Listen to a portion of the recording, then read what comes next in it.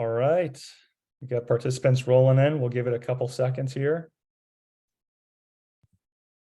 It is 2:00 and we are going to begin our panelist discussion with the Domino's webinar brought to you by Horn and Leasecake. So hello everyone, thanks for joining. We're very excited to have brought together industry experts for today's Leasecake learning series, partnered with Horn. In a short moment, we'll be diving into some great conversation around industry trends and insights for Domino's operators. So Tom, if you want to go to the next slide, we'll walk through what we have for today's agenda. Great agenda plan today. We'll be going into a quick background on the panelists joining us. We have a mini trivia game for any attendee here. I'd love for the participation to be taken up on that. And then we have 4 main topics of discussion we'll be covering. Really just industry impacts and as it relates to the economy, consumer behavior, and technology. Pretty hot topics we're seeing today, and I think it will be a good conversation. We'll also be saving some time at the end for Q&A, but please feel free to add any questions in the chat. We'll be monitoring that as we go through, and we'll make sure that we save time to answer anything that is that's left out there. So without further ado, if we want to jump to the next one. First, I'd like to welcome and thank our panelists for taking the time today to discuss these important topics. First, we have Ashley Lewis of Mac Pizza, CFO over there. Ashley, welcome. Hi. So I'm Ashley Lewis. I work for Mac Pizza Management. We're a 98-store franchise in College Station, Texas. We have stores all over Texas. Mostly Houston is our biggest market. We also serve Austin, Waco, Temple, Killeen area, Beaumont. I started with the brand 17 years ago.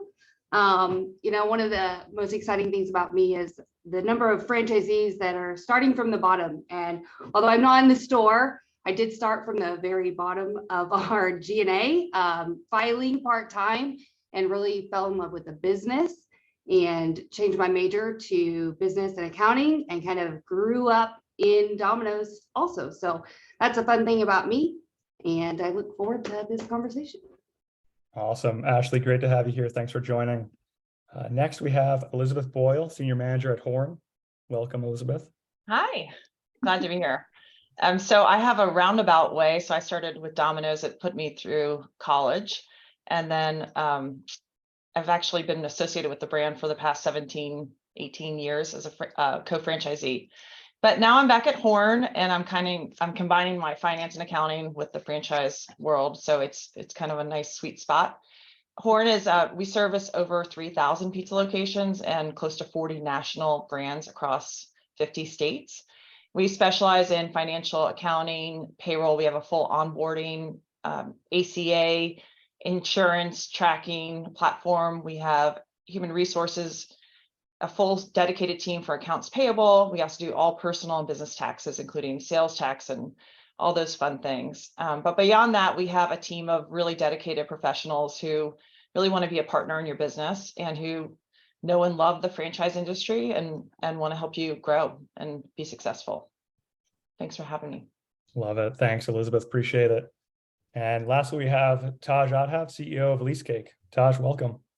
Hey, thanks a lot, Matt, for running the show on this. I'm absolutely privileged and humbled to be on this panel. Ashley, known you for 3+ years. Elizabeth, it's great to be working with you all at Horn, but I happen to be the guy that put 2 words together that probably don't belong to each other.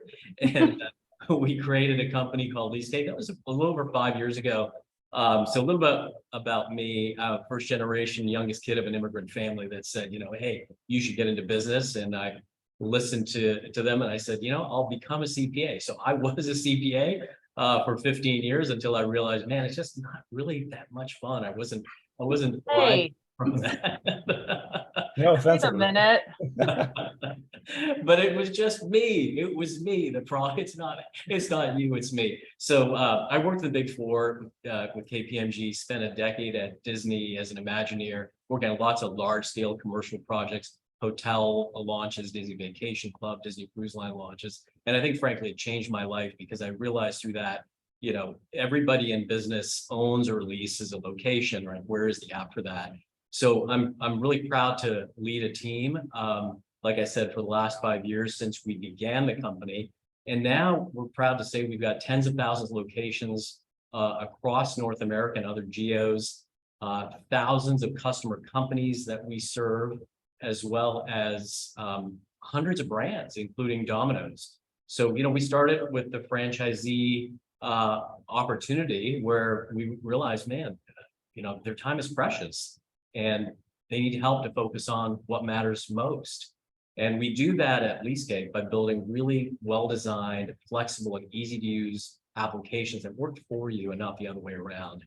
And we're driven by helping our customers focus on the dates, dollars, and documents that they can take action on to drive revenue. So putting this kind of all into one, panel discussion, it's about how do we help operators adapt, and how does, great service providers like Horn use their smarts to ultimately optimize the portfolio of great Domino's franchisees out there that, deserve nothing more than growth and success. So really happy to be here, Matt. Thank you so much. And Elizabeth and Ashley, looking forward to the conversation. Wonderful. Taj, thanks so much for joining. And Ashley and Elizabeth, likewise, thanks for joining in. Before we get started, we do just have a little fun trivia game that we're going to bring to everybody. So I am going to launch a quick poll here. I'd love for everyone to jump in and participate. The question here is, how many Domino's pizzas are sold each year? And this is worldwide. So I'd love to get some engagement. There's going to be a quick 30 seconds to answer this. I don't want anyone doing any back of the napkin math. So questions is out there, and answers are rolling in. So we'll give it a few seconds, see what people think. Let's start to create some fun, right? How many locations across the US? How many pizzas on average? I mean, the math and the calculators, the HP, 12Cs are probably crunching away right now. I'm pretty sure Ashley and I pulled out a calculator when We did. I gave you both way too much time to answer I this. know, really nerdy. And we were like competitive with the calculator. I love it. Awesome. We're about 80% participation. Oh my God, that's great, Matt. I mean, it's like standing remotely here on this webinar, even though it's virtual. I feel like a TV talk show host.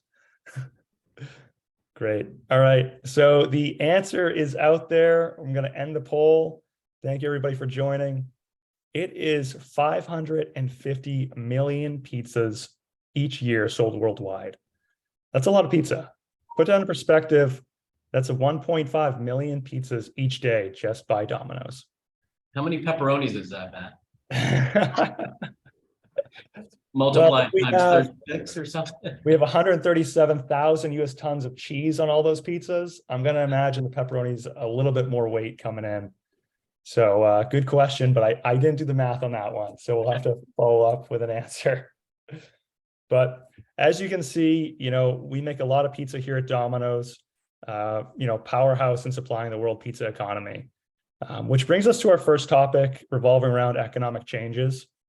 And, I want to start off here just giving a quick background on, where we're at with an economic update. Ashley, I want to bring this to you first as the CFO of a major Domino's franchise. I imagine you see the effects firsthand, with higher interest rates, increased overall costs. Could you give us a little insight on how this currently is impacting Domino's operations today? Sure. So overall, the increase in interest rates and, more importantly, inflation has overall been downward pressure on our margins. We are really struggling to, save those pennies. Our biggest concern is our commodities, our labor, and our food. We've been spending the last year trying to make sure we're priced right to offset those increased costs. That's the biggest controllable cost out in operations. So I'm doing from my end what the fixed costs, what can I control and help my team, looking at our rents, looking at our interest rates at our credit facilities long term, can we renegotiate those?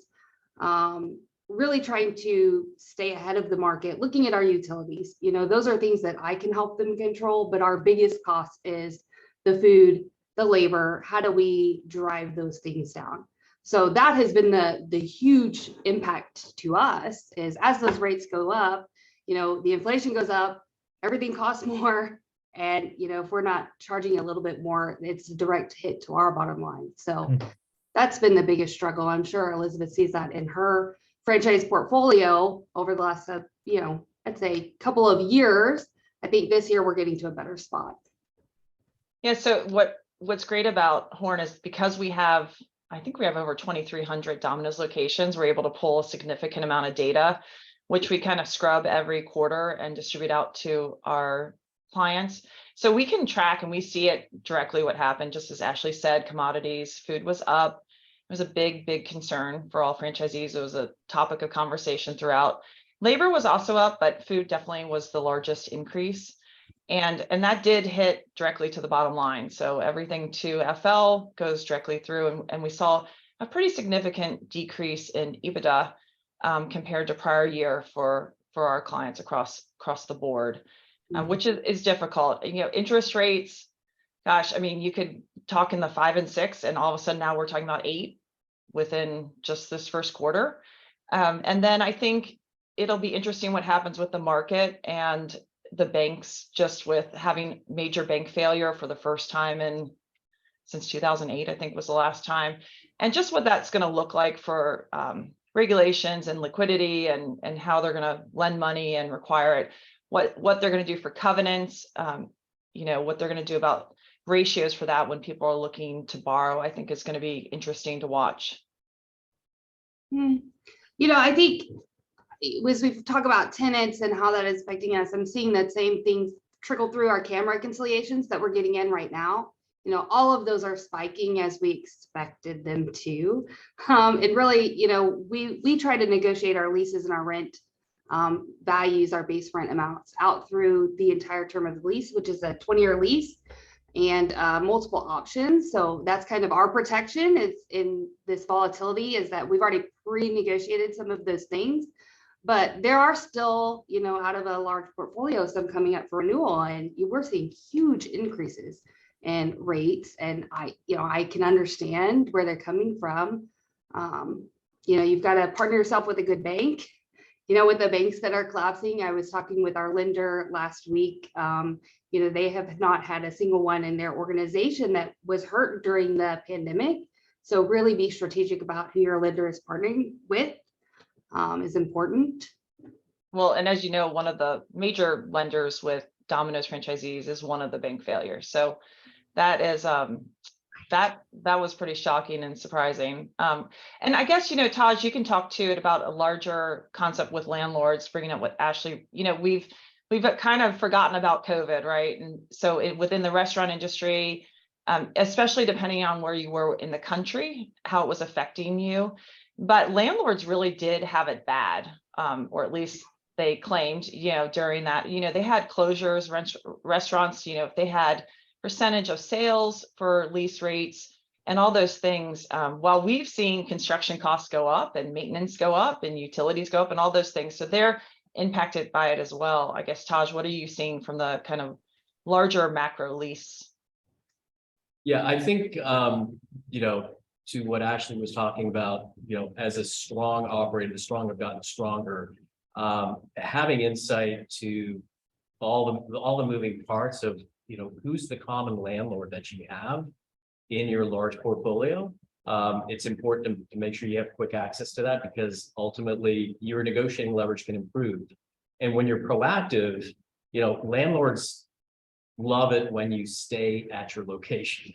And they certainly don't want you to be in a position to leave, especially a brand as strong as Domino's, because there's pull. And I think, Ashley, you can probably talk about what are the optimal locations that you look for, to be a co-tenant with, a complementary brand where it's more kind of a lifestyle where people are coming in and you see visibility. I think in general, retail landlords have certainly been under a great deal of pressure, but you all need to, I guess, really kind of stay one step ahead and get insight and be more proactive on making certain that your landlord knows your desire to stay in that location or your desire to potentially renegotiate.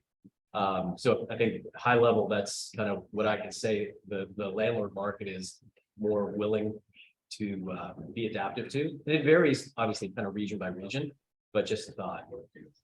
Well, I think because our stores are so closely contiguous, we have been able to have multi-tenant relationships with a single landlord. We find a landlord we like, they're building in a place that we think is good. Obviously, location is super important for us.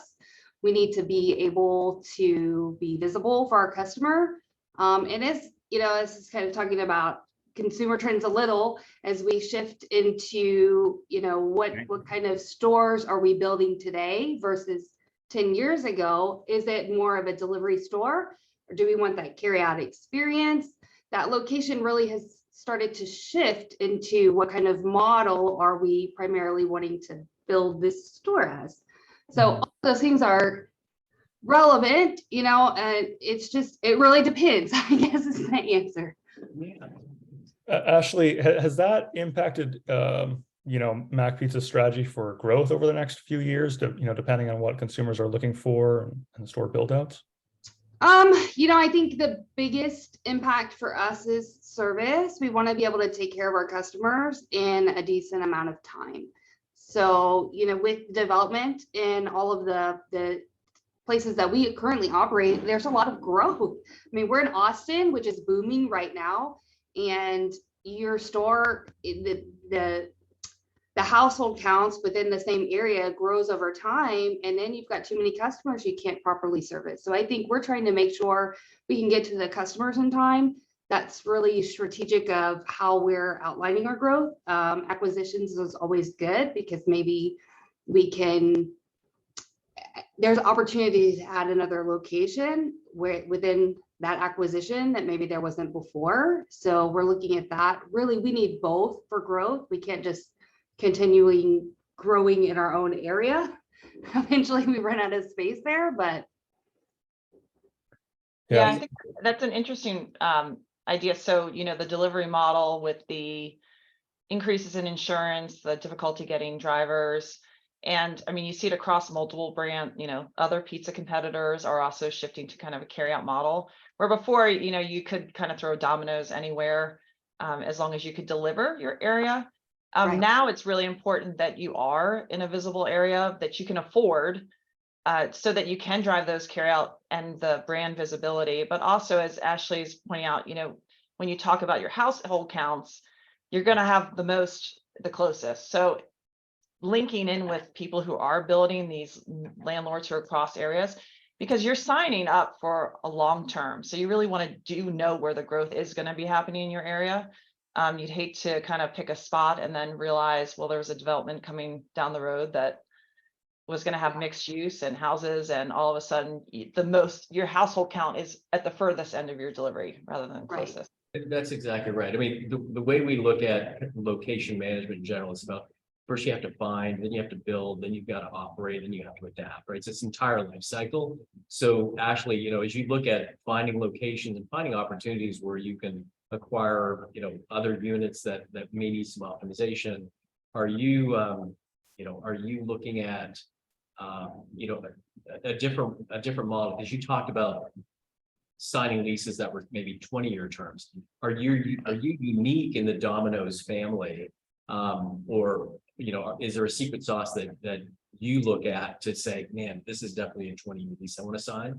Like, what makes your approach unique?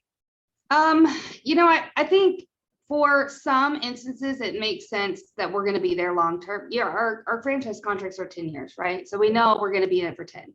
And as I don't know if you've noticed, but construction costs are going up. It's costing a lot more to build a store these days. And it's almost, you can't reinvest after that 10 years. So now you're in it for 2 lengths of a franchise contract. So that's where that 20 years comes from. There are spaces that aren't ideal locations, you know, so I would say over the last 10 years, we've relocated 20 locations that were either built, 40 years ago, or they were acquired and maybe not in an ideal spot with a group purchase. And so we were able to relocate those to a more prime location. But cost is really becoming a big thing. Rent is getting expensive. And we were building really big, beautiful stores. We are building them right now. Our stores are about 2,200 square feet. So you think the rent's going up, our square footage is already high. We've got to be really strategic about how we move forward from this spot. So that's something that we're discussing internally. How do we move forward today in the current, economic climate? Yeah, you mind if I just ask a follow-up question then, as it relates to your relocations? You said, X percentage you relocated. What was the proximity that you relocated? Like, was it kind of the corner of, Main and Elm to the corner of Main and Main, or was it across town? Like, how did you approach the possible relocations? A lot of them are within a couple of blocks. They're not a further spot. The spot is a better spot. So better visibility, maybe better size. So we were trying to go a little larger. Our stores originally were built fairly small. And when we talked about the pizza theater concept, we wanted a lobby. We wanted seating so that our customers can, feel comfortable while they're waiting for their pizza and maybe dine in if they want that opportunity. And in our current locations, our previous locations, there was no space to do that. I know a couple of places we moved right next door, or we moved, into the parking lot, into a leased, open lot. So not all of the locations were, oh, we need to move out of this area. There have been a couple, but I would say the majority of them is just to get better positioning, better space, better visibility, and for the most part, they have all worked out great. Yeah, I'd be remiss if we didn't cover my understanding of the labor shortage currently in today's market. How much does this influence new store build outs, regionally, where you're targeting, if at all? For us, the labor shortage is a hurdle to be tackled, but does not impact our growth plans whatsoever. For me, we're looking at the labor market in the food and beverage sector and how it's returned over COVID. So COVID was really the drop, right? We saw a reduction of our labor force by half. And over that last 2.5 years, we're almost back to where we were pre-COVID. Now there's been some growth there, obviously, in those years since, but I think we're getting to a point where maybe not labor shortage isn't going to be the problem. We're doing some things internally to try and capture more of that labor pool. So, we all have access to the same people who want to drive. How do I get more of them to come drive for me and not for you or for, the other people, Pizza Hut, Papa John's, whatever, how do I be the choice employer? And on the flip side of that, how do I, plug the drain so that once I do get them, they don't go away? Yeah, I think a part of that, it's a great answer, Ashley, and I'm so glad that you said it the way you did, right? It's like, that you can hire the right people and it's not impacting your growth. Another way to look at, labor and issues, oftentimes it has to do with your back of housing. How does your team internally adapt given how they're stretching? So in other words, if you look at probably one of the highest turnover roles in most large, multi-unit operators is their real estate departments or their lease administration team, right? It's one of the highest turnover roles in an org, and it's like, man, that's one of the precious assets that you have, the knowledge of that location. So maybe Elizabeth, you can touch on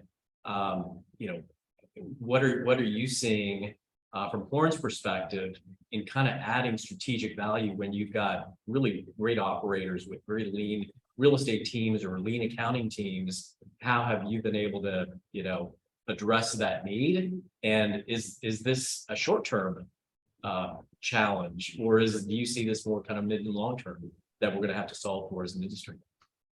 Yeah, I think, if you talk to any person who's been in the industry for any given time, every year we're complaining about getting people, people who aren't great. But what I do hear, in the frank conversations I have with my franchise clients and friends that I have that are franchisees, is that it is really kind of the toughest they've ever had. And a lot of them are pretty tired and fed up with it. So, the quality of people and the amount of people applying, and, it is, I don't think there's a magic bullet. I don't think anyone has one answer. I think it's a combination of things you're talking about. A lot of people are really focused on the increase in minimum wage, and that is true, and that is a factor. And actually, we have so much data, we're able to break it down by region, so we can kind of look at cost by region. But if you look at the percentage of labor for FL, it's actually been pretty consistent for the past 3 years. Now, it can be a little misleading in that some people have lower labor costs when you don't have enough people. Right. So it's a little misleading, but it is definitely a situation. I think people were spending a lot of money on recruiting. Almost everyone I know has pulled that back. They were not seeing the results. So if you're dropping thousands of dollars a month on recruiting, you're getting 2 applications, you're going to get them anyway. You don't need to spend the money. And a lot, just really honestly, this year was hard. They had to stop that type of stuff. So I think, the gig economy is something people have been talking about. If you spoke to my other clients who are outside the Domino's brand, they pretty much, really dislike the relationship they have with third-party vendors, and it's become a necessary evil. But I have heard, there's been some webinars recently and other talk where how can Domino's create an environment that feels more like the gig economy? Yeah. And what does that mean? That means dumb things like they don't want to wear the hat or the uniform. They want to have an app for scheduling. They want to be able to pick up and trade shifts. It's these things, and they really are possible if we start to rethink it. But I think, as you said, those who adapt, Taj, that's the key also in the labor market. So if you find yourself saying, well, it used to be, I remember when, it's time to probably move on from that, because the people you're looking to hire have way moved on from that. Oh, totally. That's a tough conversation. Yeah, like the good enough's not good enough anymore, right? It's like, oh, Right.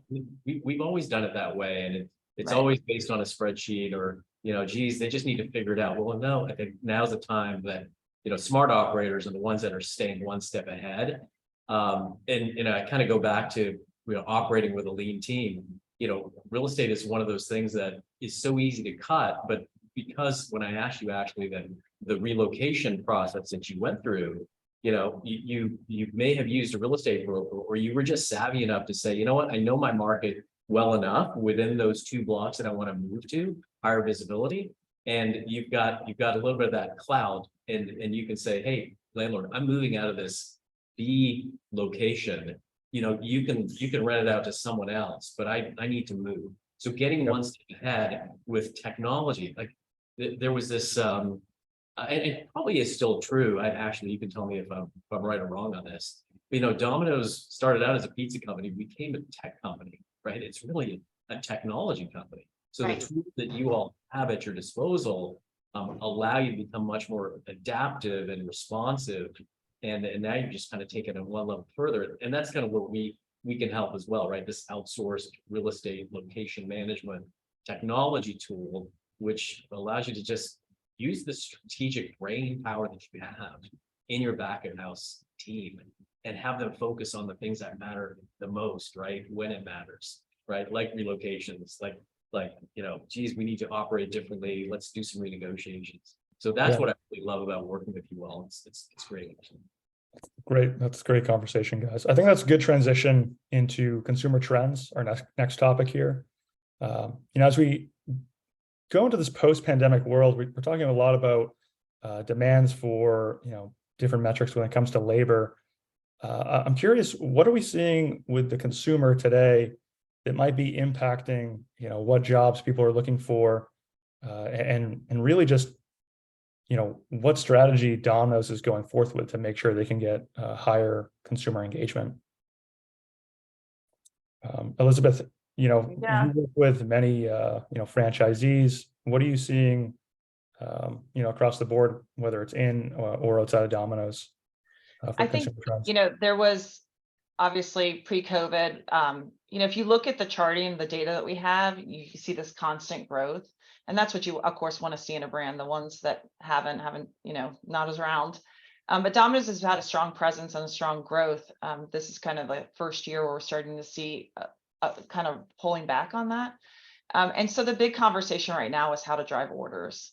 And I'm not going to touch that with a 10-foot pole. I'm not going to tell you the way to do it, because there's a lot of different opinions within the franchise community.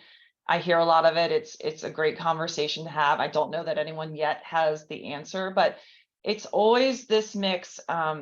It's product, service, and image has always been kind of the key for customers and driving the business model. And like Ashley said, it's servicing them. Is it the right price? Is it the right product? And is it serviced in their expectations? And Domino's does do an excellent job of pulling that data. They kind of know where the fall off is by minute for delivery, which is kind of an interesting thing. So they do kind of know the pressure points, but again, from outside the corporate side, it's that balance, right? So take Ashley's organization for an example, or ones we have. They are taking on debt. They are moving stores. They are having to compensate managers. There's all these pressures and increases, and a lot of things they really don't have control over. So they sign a lease, but that's set.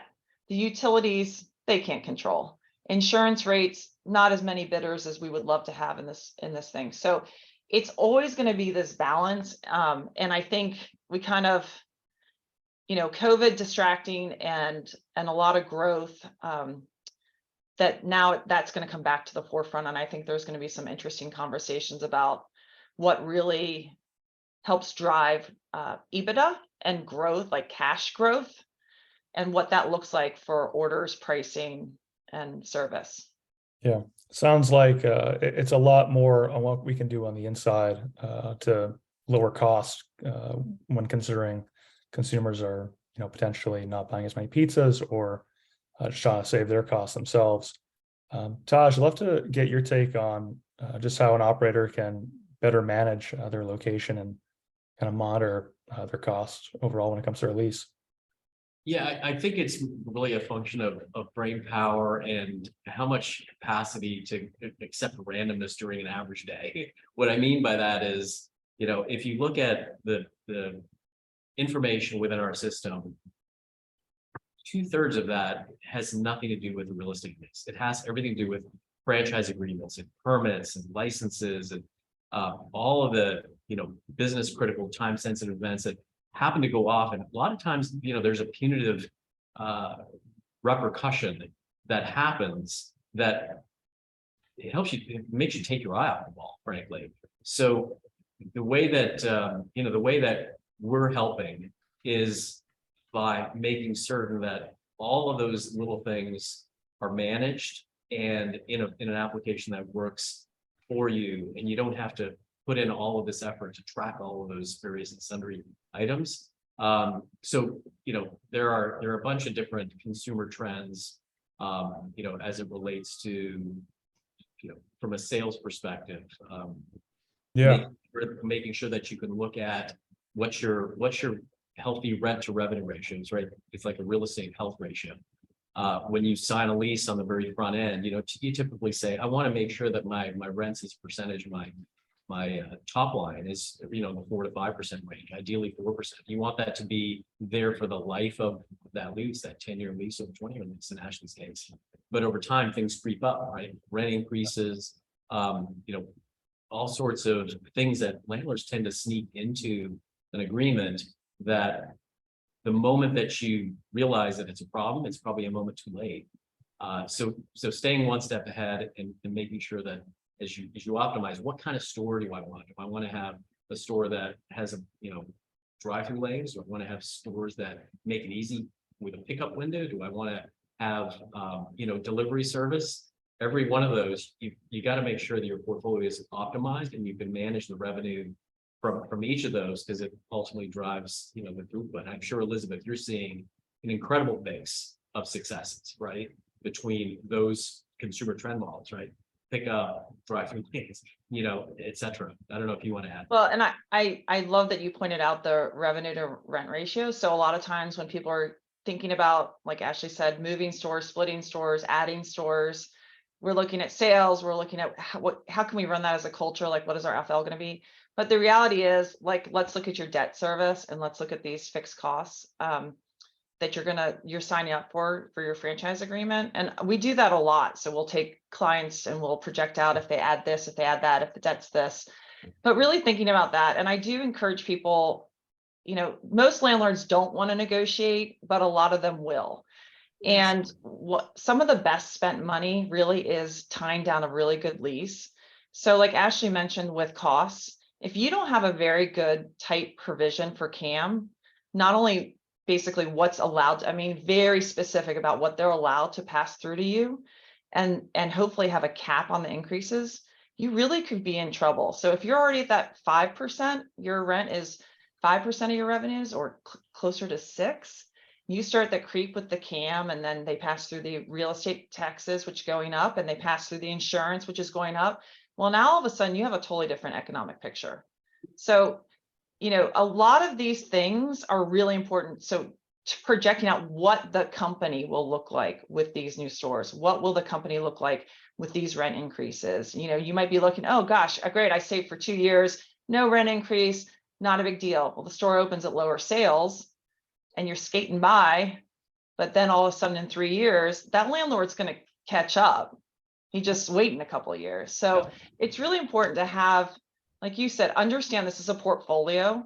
Your rent is actually an investment. So you made an investment in a property, you made an investment in a landlord, and you've invested equipment and people in that location. So it can't be kind of a throwaway, the rent is what the rent is. It's like you said, Taj, staying a step ahead, monitoring it, and then adapting and making changes if possible and if you have to. Yeah, and CAMREX that's a great point to bring up. A lot of times our customers and even prospects that we talk to every day, they say, hey, we've got this notice that we're, that we owe such and such, and they don't have the time to figure it out, right? And they just kind of accept. So you said it, spot on, which is, lock in a good lease, but landlords may not want to negotiate, but they appreciate having that dialogue. And you should always push back and ask questions. The easiest question to ask when you get a notice of a new kind of CAM true up for 2023 or even beyond is ask for the backup. But again, it kind of goes back to that lean team. Like, how many of these fires, Ashley, can you put out on an average day when you've got 90 locations and 85 of them, there's a CAM true up, right? You need some resources that you can lean on that allow you to focus on selling and making a bunch of really great pieces and delighting customers. That's where technology with smarts, with the Horns capabilities, like all of these things kind of have to happen in concert in order to be as efficient as possible to drive and focus on your revenue. I think that's a great transition into technology insights, Taj. Elizabeth, you mentioned the importance of investing into your people, into your team. Ashley, as a CFO of a major company here, what technologies are you leveraging today to stay nimble and to make sure that you can support your team the best you can? For us, I think over the last 10 years, our shift to cloud-based services and technology partners has been, a huge benefit. We moved to a new accounting platform, Sage Intacct, which is the same platform that Horn uses. We partnered with LeaseScape. We had previously outsourced lease administration completely to a third party and was just really disappointed with the product and the level of service that we received. And when I met up with Taj at a sponsored Domino's event years ago, I was just really impressed with his platform. And honestly, it has been consistent growth and redevelopment of that platform. Hasn't been stagnant. You really just can't build something and forget it. You have to continually be working on improving and adding offerings. There's a third piece of this that nobody has mentioned is that, I've got gap policies that I have to provide my accounting as part of with my lender agreement. And a piece of that is ASC 842. It's a huge accounting entry that we needed a tool to partner with my leases to get that information out so that we can automate that process within our accounting department. That's been a huge win for us, having LeaseCake already build those things. So automating accounting entries, automating notices of rent increases. You know, we're not upsetting our landlords because we're forgetting some things. You know, and then there's other things that we're pushing for technology. Call centers is a big thing that's going on in Domino's right now, having our phones answered instead of the store answering, going to a third-party call center that is utilizing artificial intelligence, fully or partially, depending on the program. So, you know, how do we bring AI into our business model to improve? You know, we've got other artificial intelligence in the stores. We've got other automation things that are going on in the pulse systems. So, you know, I don't have control of that. That just gets handed down from the franchisor. But, you know, I see in the next 10 years, we talked about us leading technology, and I think we were at the forefront. And that's not to say people didn't copy our behavior, because they did. They're all trying to do what we're doing, as they should, because we're pretty awesome. But I don't see that technology stopping. We're continually innovating, and I suspect our vendor partners should be doing the same thing. Yeah, I mean, working across, you know, we have 40 national brands that we service. I service multiple, you know, I say Domino's point of sale system, the reporting you have is kind of like the Porsche. Yeah. Maybe the next one's kind of like a Lexus, and then you start getting into the Corolla and down that. So I think it can also be overkill. So, you know, back to Taj's, you can do a lot of things, but what should you be doing? You should be investing your time in driving your business. That doesn't mean maintaining a spreadsheet with your leases. That may not mean paying your bills. You know, how many hours are you devoting to managing these things that only track what you spent and don't help you make any money? I think, you know, at Horn, being as fast as we've grown and as many locations as we have, and we only do franchises within our franchise services. So we're not trying to be everything to everyone. We're everything to franchises, period. That's our group. We actually leverage technology a lot. We have a very robust tech team, constantly innovating. We're rolling out new portals for our clients. We built this benchmarking platform in-house. We run a ton of databases. You know, if a client comes, says, hey, can we track this? Can we get this? We usually figure it out. And that's, you know, that's something like an organization like Ashley, they don't have time to figure out how to get that stuff, but they need the stuff to manage their business. So giving clients, our goal is complete, accurate, and timely information that allows them to manage their business. We also partner with a lot of other platforms. You know, we don't have to be an expert in lease management. We don't have to be an expert in invoice approval systems. We don't have to be an expert in repair and maintenance tracking, but we have partnerships that link with all our stuff and link with our GL. So it can be seamless, because what you want is you want that automation for accuracy and then timeliness. And, you know, even our HR platform now, which is one of the only one I believe is integrated back and forth between the stores now. So it used to be a huge headache when you had people working in multiple stores and adding them in Pulse, and did they get into your system and tracking the paperwork. All that stuff can be automated, including all your insurance tracking and benefits administration. So if you're spending a lot of time on that, that's not driving your business. And it really comes down to, you know, your time as a franchise owner, your brain power is a commodity. And it does have a finite amount. So I think it's important, like you said, Taj, to find partners that make sense to help deal with a lot of the things that really, they don't deserve as much of your attention as you're probably giving them. Yeah, and you know what? You probably didn't realize you said this, but you use the word stuff in your description, Elizabeth, and it's so true. Like when we started, it was, you know, never lose track of your stuff again, and stuff that stuffs up your mind and takes up your time needlessly is what you know, smart operators need to understand and leverage technology. So it allows you to focus on driving your business and driving your growth.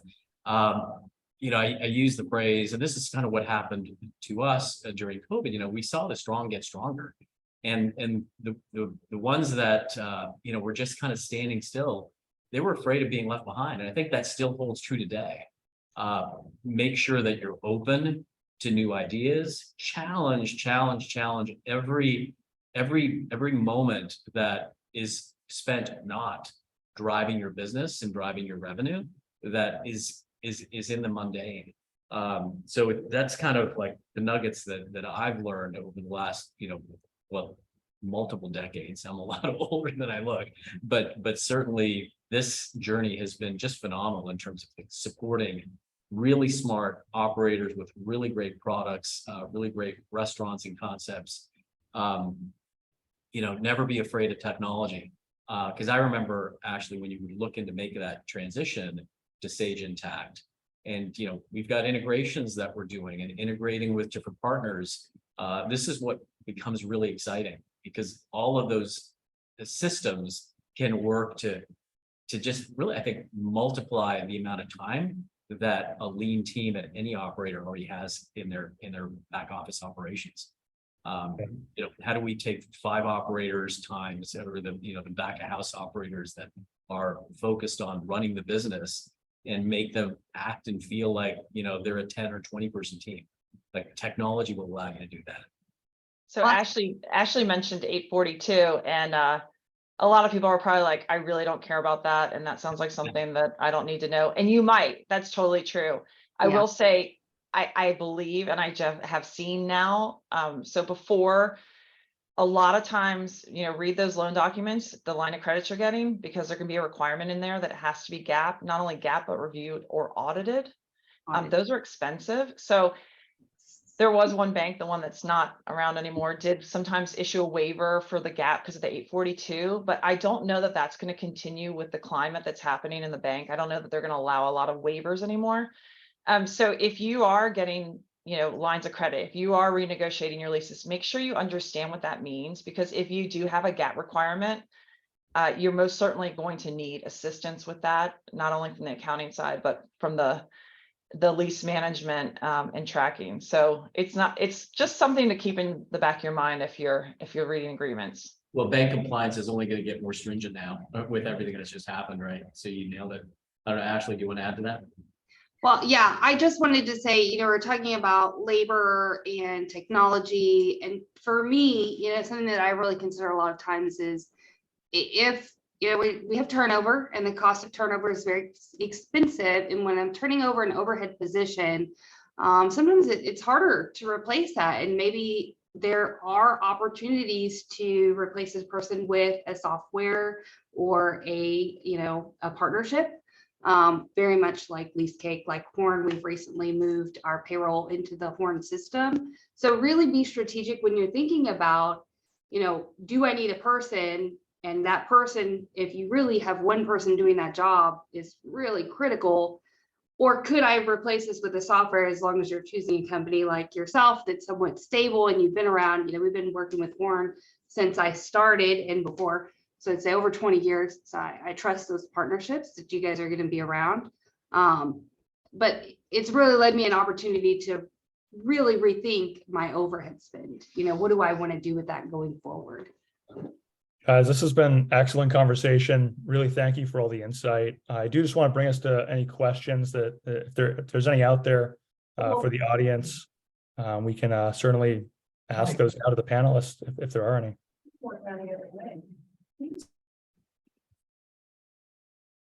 Just give it a couple seconds here, see if any questions roll in.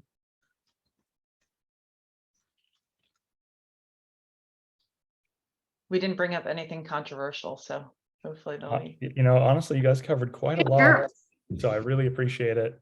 If we don't have any questions, I'll leave it to start off with Elizabeth. Any closing remarks that you want to bring forth?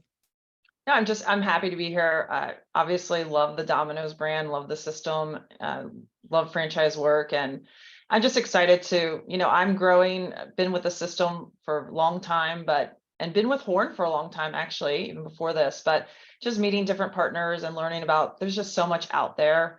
Locking yourself in with really reputable people, like Ashley brought up, I think is something that can really drive your business and, and keep you engaged in a way that allows you to do what you need to be doing. So I was happy to be here today, and nice meeting you, Ashley. Yes, And- it was lovely talking to you. Oh, there's a question to the group about what is 842? Okay, who wants Oh, that one? do you want, I can give you the okay, so the accounting answer is really long and boring. But the non-accounting kind of just is the banks actually pressured for this legislation. And what it really is trying to capture is when you have a lease, they're asserting you have a certain value. And so it's looking at your future, the present value of your future lease payments and saying, do you have an asset or liability based on that? Like what does that mean for your balance sheet? Now, a lot of franchisees are like, I don't even really look at my balance sheet, Elizabeth. I'm looking at my P&L and I want to know how much money I made. But they're looking at your balance sheet. And so it's going to be an interesting conversation because what it's going to do is you're going to have to record these assets and liabilities and amortize these leases over a period of time and track them. So it is going to change the kind of balance sheet leverage ratios that banks are looking at. I don't know that they know what they're going to do about it. I was on a call yesterday with an auditor who was saying they don't really know what they're going to do. They haven't changed their covenants for it. They haven't changed their model they're using, their template. So it's really kind of a non-fun accounting thing, but if you use something like Lease Cake, it makes it super easy. But the other benefit is when you put the leases in to do 842, there's a scrub that happens. And I can tell you firsthand how many people didn't realize they don't know when their lease started. They don't really know when it's expiring. They're really close to an option. They almost missed it. So there's a lot of things that happen. And then once it goes into Lease Cake, these journal entries are just tracking and spinning off, but you have a lot of insight into what that looks like too. So you can pull all that data. And then we're integrated with Lease Cake with Intact. And so it makes it really easy and you don't have to think about it. Yeah. Excellent answer. There is another question follow up with that. Elizabeth, you sort of touched on it. How do you think this is going to impact bank covenants? Do you think that will change over time? What are we seeing today versus what we might see tomorrow? I'm going to be completely frank that I don't think a lot of bankers know anything about accounting. Taj, you can probably say that. I will attest to that 100%. Yeah. I used to work in banking and I don't know a whole lot about accounting. Yeah. You're absolutely correct.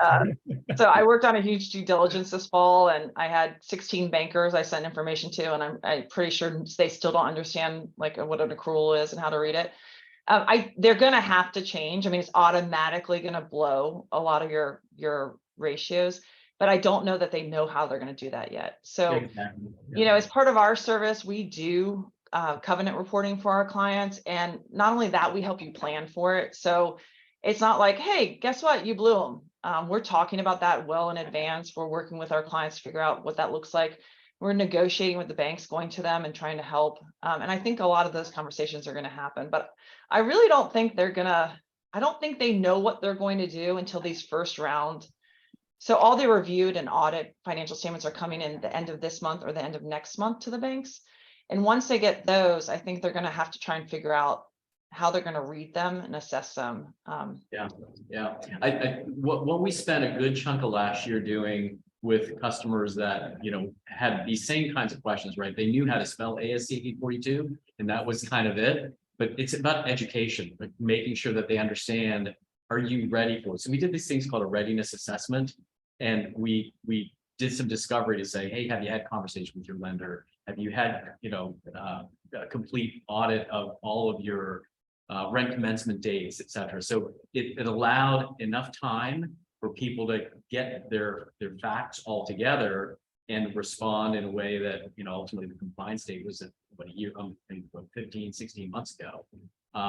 But the reason that one of the stories that I tell about the reason it came about is, I think it was probably back in the early 70s when auditors were auditing the airline companies. And they said, hey, between Pan Am and Continental and United, they completed their audits and they said, hey, where do you guys keep your airplanes? Where on your financial statements are your airplanes? And they're like, well, we lease them. Well, that just kept hitting their P&L. So that was kind of the simplest explanation to say, holy cow, you're an airline company. You don't even have airplanes on your balance sheet. So when we started to tell the story, the aha, moment started to hit. It's like, I've got 90 locations and my long-term obligations for all of those 90 for the next 20, 30, 40 years with renewals is a pretty big number. So that's why accountants want to have it up there. But at the end of the day, banks don't know, to what your point is, but they don't really understand what the overall impact is and how it'll, transition. But it's going to happen. There's this education now that's starting to be across the market. Yeah, and the other thing, you jogged my memory. So it's not just locations. So if you're implementing 842, Yes. they're evaluating all your contracts for embedded leases, things like dumpsters and router, all these things. There's materiality and there's a couple steps you have to go through, but just know if you do have to do 842, if you do have to do GAAP, it is really important you're with a CPA firm that is able to. So at Horn, we issue CPA signed compiled financial statements every single period. It's really important that you're with someone, even if it's not Horn, that understands what they're doing and how to report. And then, as like Taj, you said, thinking in advance and starting those conversations about what that's going to look like. Yeah. So it's definitely something you have to be proactive about. Yeah, excellent. Ashley, any closing remarks before we sign off soon? I just wanted to say thank you, Tosh, for inviting me to come join you guys. It was fun getting to chat for an hour. I look forward to working. I'm excited about the future things that we talked about with EcoTrack and some partnerships that you have going on and some exciting opportunities to further our relationship with you guys. So Absolutely. And Taj, any closing remarks? No, I wanted to say thank you, Elizabeth. I mean, you and your team at Horn have been phenomenal. It's been a great relationship. I just love everything you're doing, not just with Domino's franchise, with many of our other customers as well. So it's been, like I said, a privilege and humbled by getting everybody together. And thank you, Matt, for your leadership in pulling this together. So we'll be doing more of it. I mean, we're in the education business. We're not a prop tech company. We're not a technology company. We're a solution company that just simply wants to help. So if we can help you become smarter with great, providers like Warren and with Ashley's expertise, that's what we're in the business of doing. Yeah. Thank you, Ashley, Elizabeth, and Taj. Really appreciate your time today. All the work that we did ahead of time and conversation. Really great call. So thank you. And if you guys would like to learn more about LeaseCake and Horn are proactively working with operators like Ashley at Mac Pizza, feel free to reach out to me, Matthew@leasecake.com. We'll put you in touch with the right people that know pizza best. So thank you, everybody. Thanks for joining. Thanks, and have everybody. thank Bye-bye. you. Thanks all. Bye-bye. Bye.